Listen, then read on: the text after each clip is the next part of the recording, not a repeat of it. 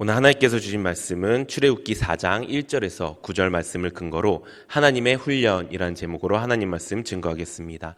말씀으로 인도하시는 하나님, 출애굽기 강의 11번째 시간입니다. 우리가 이 땅에 살면서 가장 중요한 것이 있다면 그것은 바로 천국을 준비하는 삶일 것입니다. 우리의 인생이 3생인 것, 우리가 말씀을 통해 또 교회의 훈련을 통해 우리가 알게 되었습니다. 먼저 우리가 어머니의 뱃속에 있었을 때가 1생입니다. 그때는 온전히 내가 2생에 살 수 있도록 내 이목구비와 사지백체를 만드는 일을 합니다. 그렇게 1생을 보내고 2생이 시작됩니다. 2생에서는 1생에 준비했던 그 이목구비와 사지백체로 우리가 살아가게 됩니다. 그런데 2생이 끝이 아니라 영원한 천국의 생, 마지막 3생이 있다는 것입니다. 그렇다면 우리는 이 2생을 어떻게 살아야 될까요? 당연히 그 3생을 준비하면서 살아가야 될 것입니다. 만약에 3생을 준비하지 않으면서 내가 살아간다면 내가 지금 2생을 준비하면서 살아가지 않는다면 그 3생은 우리가 다가오지 않을 수도 있다는 것입니다. 그런데 많은 사람들이 이 2생을 마지막 생인 것처럼 살아가고 있습니다. 하나님을 믿지 않고 내세를 믿지 않는 사람들은 그렇다 치더라도 하나님을 믿고 있는 사람들조차도 이 2생이 마지막인 것처럼 살아가는 사람들이 있다는 것입니다. 그 이유가 무엇일까요? 그것은 바로 성경에 대해서 제대로 알지 못하기 때문인 것입니다. 말씀에 대해서 무지하기 때문에 내가 그냥 예수만 믿으면 구원받지, 그러니까 나는 이미 구원받은 사람이야, 그래서 내가 지금 해야 될 것은 이 땅을 어떻게 열심히 잘 살아가는 거야 라고 생각하는 것입니다. 또 신앙과 삶이 분리가 되어 있기 때문입니다. 내 신앙에 내가 예배도 잘 드리고 내가 기도도 열심히 하고 내가 헌금도 많이 내면 당연히 천국 가겠지라는 생각이 그들 가운데 있기 때문에 우리가 천국으로 가는 삶을 살아야 함에도 불구하고 지금 이 땅의 삶에 집중하고 이 땅의 삶이 마지막 생인 것처럼 살고 있다는 것입니다. 우리가 이런 모든 행위와 이런 모든 행동이 천국으로 인도할 수는 있습니다. 하지만 이런 행동이 천국으로 갈 수 있는 그 구원을 받는 것은 아니라는 것입니다. 우리가 천국을 가기 위해서 가장 중요한 것 무엇입니까? 그것은 바로 나의 신앙과 나의 삶의 목적이 천국이 되어야 되고 이 땅에서는 그 천국으로 가는 그 구원의 여정을 살아내야 된다는 것입니다. 그 삶이 있을 때 우리는 천국으로 갈 수 있게 된다는 것입니다. 그것을 우리가 믿음으로 사는 삶이라고 이야기합니다. 우리의 삶 속에 이 믿음과 이 신앙이 실제가 되는 삶이 되도록 살아가는 것입니다. 그 삶을 살아갈 수 있도록 하나님께서 우리에게 주신 것이 있지요. 그것이 무엇입니까? 그것이 성경, 성령, 교회라는 것입니다. 먼저 성경을 통해 하나님께서 우리가 무엇을 믿어야 하고 어떤 길로 가야 하는지를 말씀해 주십니다. 그리고 성령 하나님을 통해서 그 말씀이 나에게 믿음이 되도록 만들어 주십니다. 그리고 교회 안에서 그 모든 것들을 이루어 주신다는 것입니다. 그렇기 때문에 우리가 성경 말씀만 있어서 되는 것이 아니라, 성령 하나님만 있어서 되는 것이 아니라, 교회만 있어서 되는 것이 아니라 이 성경의 말씀과 성령의 믿음과 또 교회의 교회의 모임이 있어야 우리가 구원으로 가는 길을 걸어갈 수가 있다는 것입니다. 그렇기 때문에 교회를 우리가 무엇이라 부릅니까? 교회를 훈련장이라고 부릅니다. 좀 더 정확하게 말하면 천국으로 가는, 구원으로 가는 훈련장이라고 말을 할 수가 있습니다. 그 훈련장을 통해 우리는 믿음으로 사는 삶을 실제로 살아가게 되고 마침내 하나님께서 우리에게 주시는 그 구원의 감격과 형통의 복을 우리가 누릴 수 있게 된다는 것입니다. 그런데 이런 모습을 보고 어떤 사람들은 왜 맨날 교회에서는 훈련만 합니까? 라고 이야기할 수 있습니다.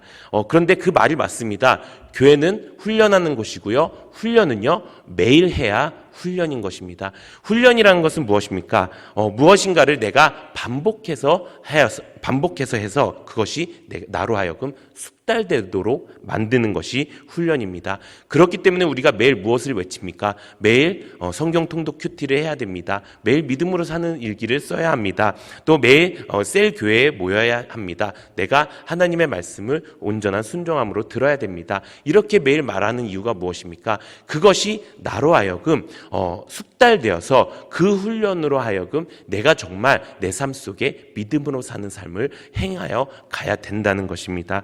성경 없이 무지했던 나의 신앙이 이 교회 안에서의 훈련을 통해서 말씀을 읽고 듣고 지키기 시작하면요, 진짜 구원받은 하나님의 백성다운 삶을 살게 된다는 것입니다. 또 훈련을 받게 되면은 내가 그냥 종교 생활만 하고 있던 내가 이제 내 삶 속에 모든 믿음과 신앙이 실제가 되어서 내가 이제 종교 생활이 아니라 정말 하나님의 구원받은 백성으로서의 신앙 생활을 할 수 있는 그 모습이 교회의 훈련을 통해서 이루어진다는 것입니다.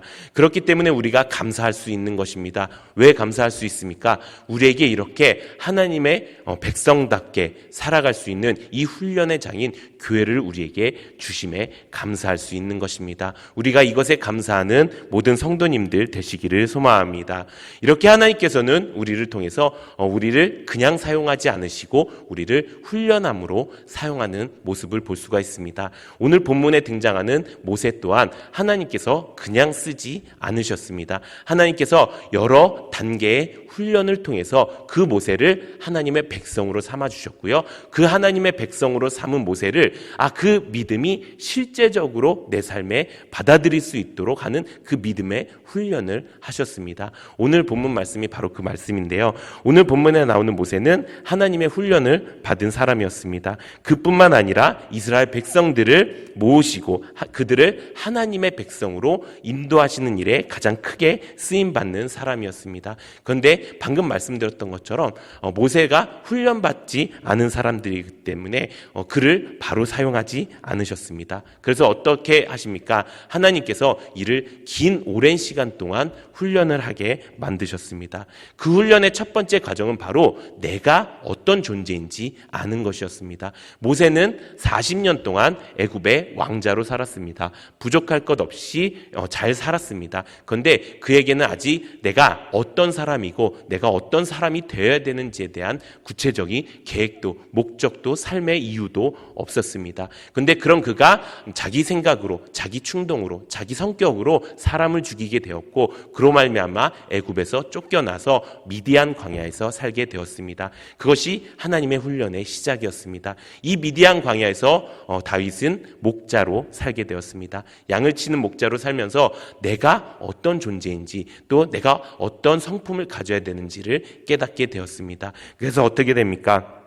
처음에 내가 가지고 있던 그 성품과 그 생각과 그 성격을 다 내려놓고 이제는 온 지면에 가장 온유한 사람으로 모세가 바뀌게 되었다는 것입니다. 그렇게 하나님께서 모세를 훈련시키셨습니다. 그렇게 훈련시킨 모세를 하나님께서 부르셨습니다. 그래서 하나님께서 이제 모세를 사용하겠다 말씀하고 있는 것입니다. 이것이 두 번째 훈련의 과정입니다.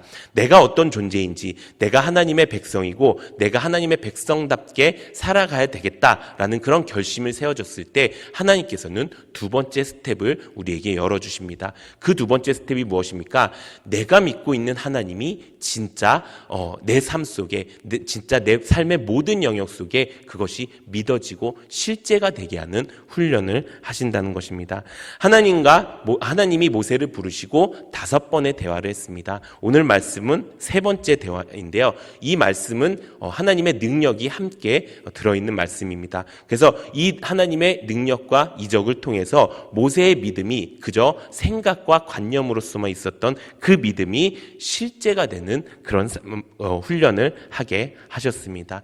처음부터 모세가 그것에 대해서 내가 이렇게 하겠습니다라고 당차게 말하지는 못했습니다. 모세도 걱정이 있었고 두려움이 있었습니다. 그런데 하나님께서 하나씩 훈련하심으로 모세가 이제 민족의 지도자가 될 수 있었다는 것입니다. 오늘 본문 말씀에 보면은 모세는 아직 자신의 사역에 대해서 확신이 서지 않는 모습을 우리가 볼 수 있습니다. 그런데 그런 모습 가운데 하나님께서 그래? 그럼 넌 안 돼 라고 말하지 않으시고 하나님께서는 하나님의 능력을 보여주시며 너가 이렇게 될 수 있어 라고 분명히 말씀하시는 것입니다. 사랑하는 성도 여러분, 우리가 인생에 살아가면서 있어서 하나님의 믿음대로 살 수 없을 때가 있을 수 있습니다. 무너지고 죄에 넘어질 때가 있을 수 있습니다. 하지만 하나님께서는 그렇다고 하더라도 그냥 내버려 두시는 분이 아니십니다. 하나님께서는 그런 우리를 하나님의 능력으로, 하나님의 말씀으로, 하나님이 우리에게 주신 몸된 교회 안에서 훈련함으로 우리에게 다시 일어날 수 있는 힘을 주시고 다시 걸어갈 수 있는 힘을 주신다는 것입니다. 이 힘을 받고 우리가 평생토록 하나님 잃어버리지 않고 온전히 훈련받아서 하나님의 믿음에 복된 사람들이 되는 우리 성도님들 되시기를 예수님의 이름으로 축원합니다. 오늘 우리가 본문에 나오는 크게 세 가지의 능력을 통해서 우리가 알 수 있는 것이 있습니다. 하나님께서 어떻게 사람을 훈련하시는지에 대해서 말씀하시는 내용인 것입니다. 오늘 나오는 첫 번째 하나님의 사건, 하나님의 이적은 바로 지팡이의 사건입니다. 이 사건을 통해서 하나님은 우리에게 순종이 무엇인지를 가르쳐 주십니다. 우리 오늘 본문 4장, 출애굽기 4장 1절에서 5절 우리 함께 읽어보도록 하겠습니다. 시작.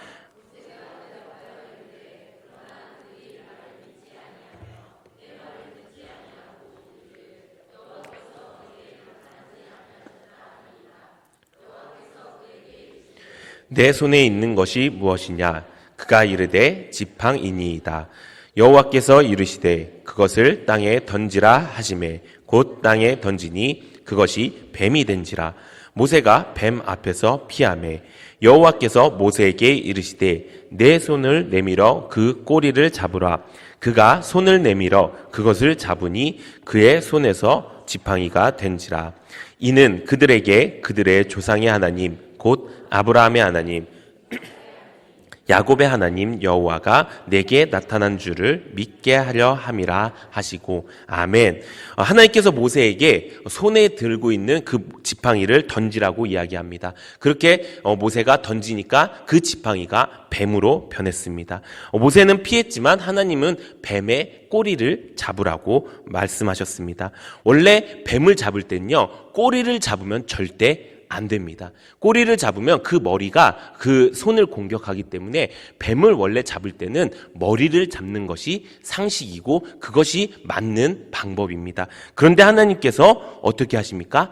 꼬리를 잡으라 라고 이야기합니다. 그랬더니 모세가 그것을 믿고 어떻게 합니까? 꼬리를 잡으니까 그것이 다시 지팡이로 변하는 그 사건을 하나님께서 보여주신 것입니다. 이 사건을 통해서 우리가 알 수 있는 것이 무엇입니까? 이것은 하나님께 우리가 온전한 순종을 할 때 우리에게 위협되는 그 모든 것들이 하나님께서 그 모든 것들 가운데서 하나님께서 우리를 지켜주시고 안전하게 해주신다는 것입니다. 내 생각으로는 그것이 위험할 수 있습니다. 내 생각으로는 그것이 머리를 잡아야 된다고 생각할 수 있습니다. 하지만 하나님의 방법대로 그것을 순종한다면 내 생각보다 훨씬 더 높은 생각을 가지신, 나보다 훨씬 더 위대하신 그 하나님께서 아무것도 아닌 지팡이로 다시 만들어 주신다는 것입니다. 그렇기 때문에 우리가 해야 될 건 무엇입니까? 완전한 순종을 우리가 해야 된다는 것입니다. 내 생각으로는 이게 맞는데, 내 생각으로는 이거 안 하면 위험할 것 같은데 라고 하는 그 생각 다 내려놓고 하나님의 말씀이 옳습니다. 하나님이 말씀하시는 것에 내가 온전히 완벽히 순종하겠습니다 라고 고백하며 그 순종의 길로 나아가는 것이 우리에게 하나님께서 원하시는 훈련의 성공이라는 것입니다. 사랑하는 성도 여러분, 우리가 말씀을 통해서 권면을 받습니다. 또 사랑하는 영적 리더를 통해서 책망을 받을 때도 있고 권면을 받을 때도 있습니다. 그런데 그 권면과 책망이 내 마음속에 동하면 참 감사한데 그러지 않을 때가 있습니다. 내 생각과 다르고 나는 그렇게 생각하지 않는데 라고 생각할 수 있습니다. 그런데 그럴 때 어떻게 하라고요? 그럴 때 완전한 순종을 하십시오. 그럴 때 이 지팡이의 사건을 기억하십시오. 그것이 위험해 보여도 내가 그 말씀에 내가 순종하겠습니다 라고 결단할 때 그 위험함이 더 이상 나에게 위험함이 아니라 나에게 아무런 해도 끼칠 수 없는 지팡이가 된다는 것, 그것을 기억하시기 바랍니다. 그렇게 순종하는 모습을 보일 때 한 번으로는 어려울 수 있습니다. 한 번 내가 순종했는데 또 다른 그런 일이 생기면요, 그것이 나에게 어려움이 되고 시험이 되고 또 마음에 안 좋은 생각이 들을 수 있습니다. 그런데 훈련은 뭐라고요? 훈련은 반복해서 하는 거라고요. 반복해서 어떻게 해요? 숙달될 때까지. 그래서 이 완전한 순종을 우리가 한번 반복해 봤으면 좋겠습니다. 내가 한 번만 순종해갖고 내가 저번에 그렇게 순종했는데 이번에 이렇게 못하겠어요. 이게 아니라 내가 완벽하게 하나님 앞에 순종할 때까지, 내가 이 말씀이 나의 마음에 동할 때까지 내가 그 말씀에 순종하겠습니다. 이런 하나님의 순종의 훈련을 할 때 정말 우리는 내 삶이 믿음으로 사는 삶이 되고요, 하나님이 지켜주시는 안전한 삶이 될 줄로 믿습니다. 처음에는 순종이 어려울 수 있습니다. 그런데 그것을 반복하다 보면은요, 하나님께서 주시는 마음이 있다는 것입니다. 우리 에스겔 11장 19절에서 20절 우리 함께 읽어보도록 하겠습니다. 시작. 내가 그들에게 한 마음을 주고 그 속에 새 영을 주며 그 몸에서 돌 같은 마음을 제거하고 살처럼 부드러운 마음을 주어 내 율례를 따르며 내 규례를 지켜 행하게 하리니 그들은 내 백성이 되고 나는 그들의 하나님이 되리라. 아멘. 우리가 그렇게 순종하는 마음으로 계속 훈련을 받는다면 성령 하나님이 결국 우리에게 무엇을 주신다고요? 한 마음을 주신다고요. 그 한 마음을 주시고 또 새 영을 주셔서 어떻게 하신다고요?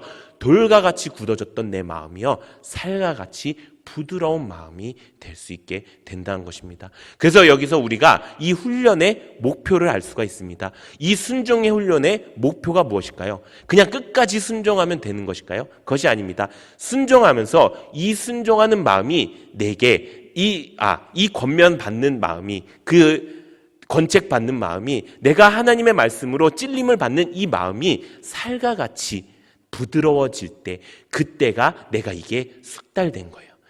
아직도 내 마음속에 그 순종의 마음이 돌과 같은 마음이 있다면 아직 나는 숙련자가 아니에요. 순종의 숙련자가 되려면은 그 말씀을 들을 때 내가 아멘, 감사합니다, 내가 이렇게 가겠습니다, 내가 그 말씀에 순종하겠습니다라고 하는 그 살과 같은 부드러운 마음이 들 때, 그때가 내가 순종의 숙련자가 되는 것입니다. 우리가 이렇게 살기 원합니다. 우리가 주님의 말씀 앞에서 온전히 순종하기 원합니다. 또 주님께서 우리에게 세워주신 그 영적 리더의 권면 앞에서 온전히 순종함으로 결국 우리가 한 마음이 되어서 살같이 부드러운 마음이 언제나 우리 가운데 넘쳐나는 우리 모든 성도님들 되시기를 예수님의 이름으로 축원합니다. 이 지팡이 사건은 또 한 가지의 의미를 가지고 있습니다. 그것은 바로 이 애굽왕 바로에 대한 두려움을 없애는 의미가 있습니다. 이 뱀이라는 것을 하나님께서 사용하신 이유가요, 이 뱀이라는 것에 상징이 있습니다. 그것은 애굽 왕의 상징이었습니다. 그 바로 왕의 그 왕관을 보면은 그 뱀이 이렇게 꽈리를 트고 있는 그 뱀의 모양이 휘장이 붙어 있었습니다. 이것은 무엇을 이야기하는 것입니까? 너에게 위협적이었던 그 뱀이 아무런 위협도 되지 않을 것이야. 모세가 무엇을 두려워하고 있었는지 하나님은 정확하게 알고 계셨습니다. 하나님은 이스라엘 백성들에게 내가 어떻게 얘기할지 모르겠어요. 그들이 나의 말을 믿을지 모르겠어요. 또 그것보다 산 넘어 산이라고 내가 어떻게 바로 앞에 가서 이야기합니까? 나는 혀가 둔한 자입니다 라고 이야기했던 그 핵심을 하나님은 정확히 알고 계시고 그것을 뱀의 이적으로 말씀하신 거예요. 그것은 무엇이냐?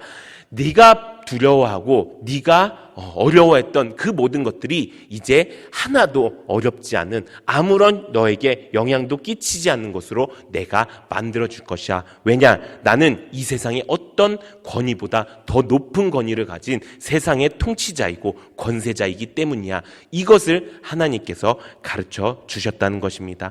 하나님께서 우리에게 어려움을 찾아오게 하실 때가 있습니다. 그런데 그 어려움이 찾아왔을 때 우리가 하나님의 훈련대로 그렇게 가면 너무나도 좋은데 그렇게 가지 못할 때가 있지요. 왜 그렇습니까? 그것은 단지 하나님이 눈앞에 보이지 않아서가 아닙니다. 그것은 마귀가 우리에게 주는 두려움이 있기 때문입니다. 그 두려움이 너무 큰 나머지 하나님의 능력이 그 뒤로 가려져서 보이지가 않는 것입니다. 그럴 때 우리가 어떻게 해야 됩니까? 하나님 앞에 이 세상에 가장 권세 있는 자, 이 세상에 가장 능력 있으신 분, 이 세상에 가장 귀한 가장 높은 통치자는 바로 하나님이야 라는 그 사실을 우리가 잊지 않으시기 바랍니다. 우리가 하나님 앞에 온전히 그렇게 서 나갈 때 하나님께서 우리를 안전하게 지켜주신다는 것입니다.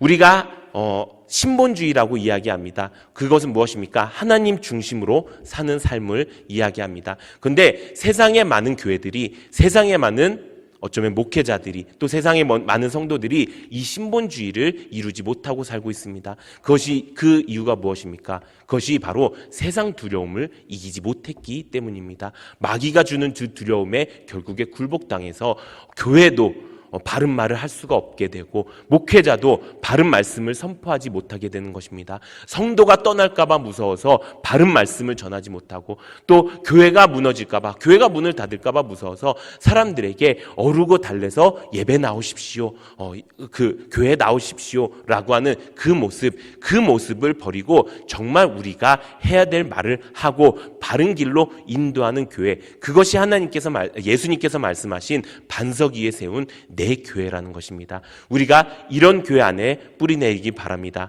그렇다면 여러분들께 질문을 드리고 싶습니다. 우리 교회는 어떤 교회인 것 같습니까?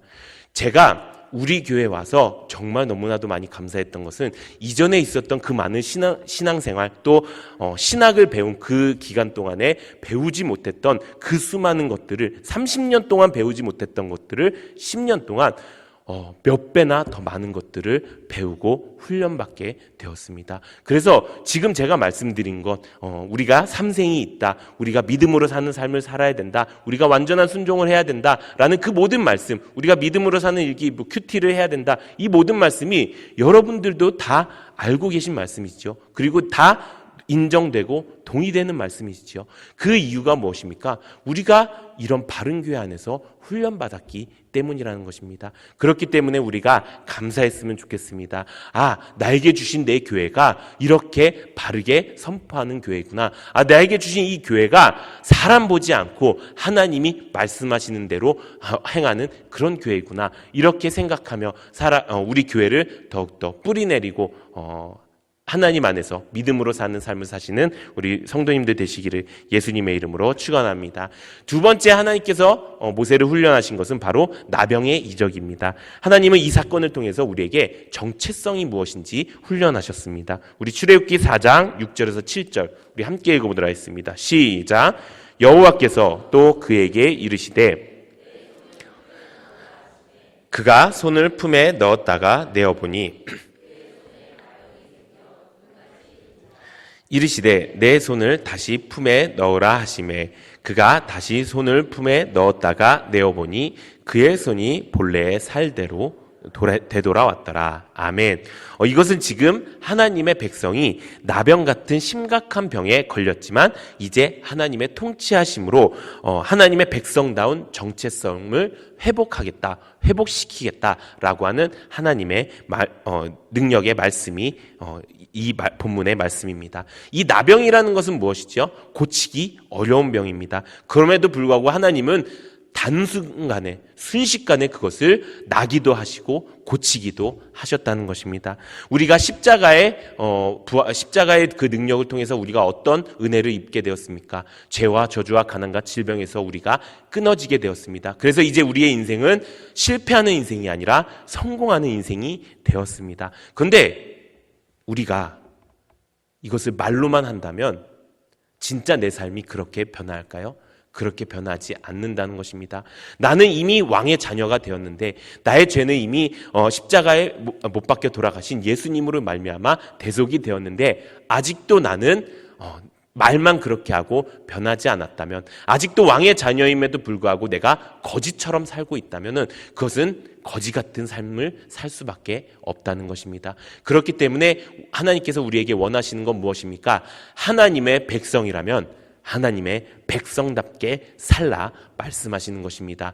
이제 너희는 죄와 저주와 가난과 질병과는 상관없는 사람들이야. 이제 너희는 세상에서 지는 사람이 아니라 내 이름으로, 하나님의 이름으로 하나님의 백성답게 살 때 하나님이 승리를 주시는 그런 삶을 살게 될 것이야 라고 했을 때 그것이 진정으로 내 마음속에 아멘으로 받아들이고 내 삶 속에 아직도 내가 세상 가치대로, 내가 아직도 세상 관점대로, 내가 아직도 세상 사람의 정체성대로 가지고 있는 것을 하나씩 하나씩 변화시켜 가는 것, 그것이 하나님께서 원하시는 훈련의 능력이라는 것입니다. 사랑하는 성도 여러분, 우리가 점검해 봤으면 좋겠습니다. 우리 삶 가운데 아직도 내 삶에 변화하지 못하는 것, 다시 말해서 아직도 내 삶 가운데 내가 놓지 못하는 것이 있다면 그것을 한번 점검해 보시기 바랍니다. 아직도 내가 세상 사람처럼, 아니 마귀의 자식처럼 내가 행동하고 있는 것, 내가 마귀의 자식의 정체성을 가지고 내가 그것을 결정하고 행동하는 것이 있다면 그것을 지금 당장 하나님의 백성답게, 하나님의 말씀답게 바꾸어 가십시오. 그것이 하나님이 원하는 하나님의 사람의 모습인 줄로 믿습니다. 우리가 이렇게 사는 은혜가 넘치기를 바랍니다. 마지막 세 번째는 나일강의 핏물 사건입니다. 이 이적을 통해 하나님께서 우리에게 말씀하시는 것은 바로 의지의 훈련입니다. 우리 출애굽기 4장 8절에서 9절 함께 읽어보도록 하겠습니다. 시작. 여호와께서 이르시되 너를 믿지 아니하며 그 처음 표적의 표징을 받지 아니하여도 나중 표적의 표징은 믿으리라. 그들이 이 두 이적을 믿지 아니하며 내 말을 듣지 아니하거든 너는 나일강 물을 조금 떠다가 땅에 부으라. 내가 떠온 나일강 물이 땅에서 피가 되리라. 아멘. 원래 이 두 가지 이적만으로도 충분하지만 세 번째 이적을 보여주신 이유는 하나님의 확고함과 간절함이 동시에 묻어져 나오는 말씀이라는 것입니다. 이것은 자연의 모든 섭리가 하나님께 속해 있다는 것입니다. 이 나일강 물을 피로 변한다는 것, 이 자연의 섭리를 거스른다는 것은요, 애굽 사람들에 대한 경고의 의미도 있습니다. 애굽 사람들은 이때 나일강을 신으로 모셨습니다. 나일강을 숭배했습니다. 그런데 그 강을 하나님께서 쳐서 진짜 능력 있는 존재가 누구인지, 진짜 능력 있는 하나님이 누구인지를 가르쳐 주시는 것입니다. 이 말씀을 통해서 하나님께서는 무엇을 우리에게 말씀하십니까? 우리가 절대적으로 의지할 수 있는 존재가 하나님 한 분이어야 된다는 말씀인 것입니다. 이 세상에 수많은 우상들이 있습니다. 그 우상은 단지 다른 신들을 이야기하는 것이 아닙니다. 우리 가운데서도 우상이 있을 수 있습니다.